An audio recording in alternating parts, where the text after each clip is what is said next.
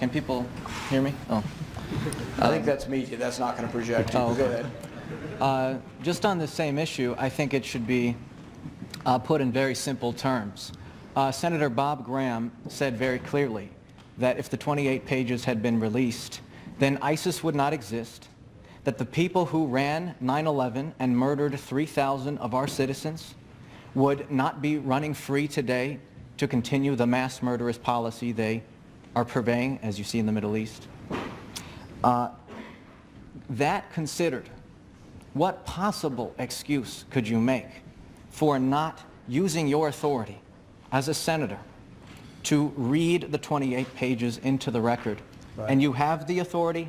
We don't need a bill, which, as you admitted earlier, is not going to go anywhere because Harry Reid's not going to do anything. Right. You can read it into the record. And I tell you this, and I mean this with full respect, Senator, that every member of Congress who refuses to release this information, and in so doing to bring an end to this mass murder, which was responsible for our own citizens being killed and is threatening millions of people in the Middle East, every single one of those people who's killed by ISIS and who was killed by the Saudis on 9/11, their blood will be on your hands and on the hands of any member of Congress who refuses to release the truth. I'm the wrong target because I'm actually your biggest ally. I'm the one that introduced the bill to repeal it, so I'm your wrong target. But read it into the record. Well, then you're not really listening because I'm not your target. I'm your ally, and if you don't know if you don't know who your friends are, you're not going to get anywhere. Let me finish. Let me finish.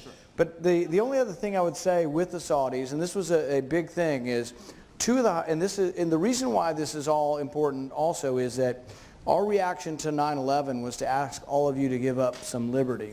It was to ask you to let us collect all your phone records and look at all of your private belongings and records in order to try to stop terrorism.